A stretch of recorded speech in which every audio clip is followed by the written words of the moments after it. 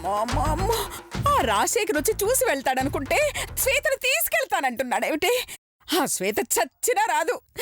Already అదే గీత అని చెప్పాను. ఇప్పుడు ఇంకొకరిని తీసుకురాలేను. ఇప్పుడు ఏం చెయ్యాలరా దేవుడా దేవుడా దేవుడా దేవుడా. చేయడానికి ఏమీ లేదు అత్తయ్య గారు. ఆ రాజశేఖర్ గారి చేతిలో మీరు చావడం తప్ప. ఆయన చెయ్యమైనా చాపనుకున్నారా? పడుకొని చావడానికి. అసలు నేను భయంతో చేస్తుంటే నన్ను ఇంకా భయపెడతావేంటే? ఈ గండ నుంచి నేను తప్పించే ప్లాన్ ఏదని చెప్పండి, మీరు చల్లగా ఉంటారు. అయ్యో అత్తయ్య గారు, బ్రహ్మాండమైన ప్లాన్ ఉంది అత్తయ్య గారు. అయ్యో అయితే చెప్పు ఏంటి? అది అది ఏంటి చెప్పవే? అయ్యో అది చెప్పవే చెప్పు. ఏం లేదు అత్తయ్య గారు, మీరు ఊరు వదిలి పారిపోవడమే.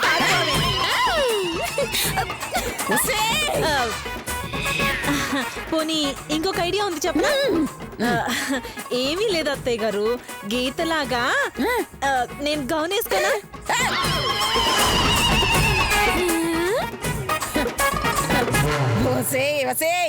ఆ గీత లేకపోతే నేను ఒక్కదాన్నే చస్తాను. నువ్వు గీత గట్టప్పేస్తే ఇంట్లో వాళ్ళందరూ చస్తారే. అయితే మీ చావు మీరు చావండి.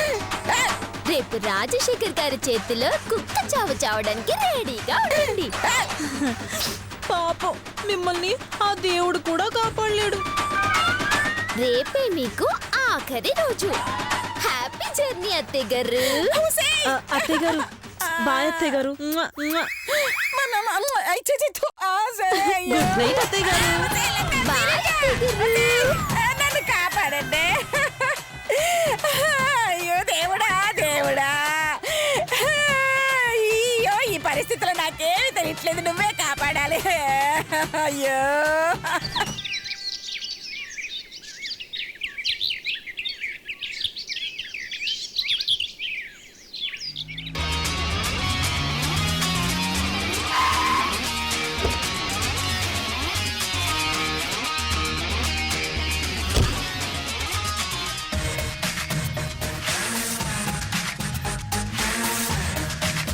గీతా, గీతా, అమ్మ గీతా,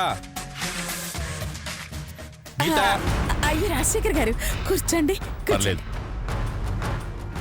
గీతకి నచ్చ చెప్పారా? నాతో రావడానికి ఒప్పుకుందా? అయ్యో ఏం చెప్పను రాజశేఖర్ గారు, మీతో వెళ్ళమని మీతో ఉండాలని దానికి ఎన్ని రకాలుగా నచ్చ చెప్పినా అది వినట్లేదండి. నేను వెళ్ళనంటే వెళ్ళనని మొండికేస్తోంది. అలాగా? తను ఎక్కడుందో చెప్పండి, నేను వెళ్ళి మాట్లాడతాను. మీరు వెళ్ళకండి, మీరు వెళ్ళకండి. అది లోపల లేదు కాబట్టి. అమ్మా, అలాంటి వాళ్ళది నిజమైన ప్రేమ కాదు, అది వ్యామోహం. ఎగ్జాక్ట్లీ చిన్నత్త, నిజంగా ప్రేమించుకున్న వాళ్ళు అలా చేయరు. ఎంత మనసు విరిగిపోతే కన్న కూతుర్ని పట్టుకొని మా దృష్టిలో చచ్చిపోయా ఉంటుందా తల్లి? అది సరే అమ్మా, తన కూతురుతో తన మాట అనేటప్పుడు ఆమె మాటల్లో వ్యథ, కళ్ళల్లో బాధ గమనించావమ్మా? పెద్దబాబుకు బర్త్డే విషెస్ చెప్పు కూడా వెళ్ళాం కదా. ఊరికే ఎలా కాలిపోతుంది? మంట పెడితేనో పడితేనో తగలబడుతుంది.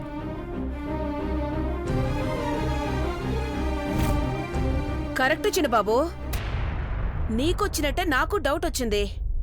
పార్వతే షర్టును తగలబెట్టిందనుకుంటా.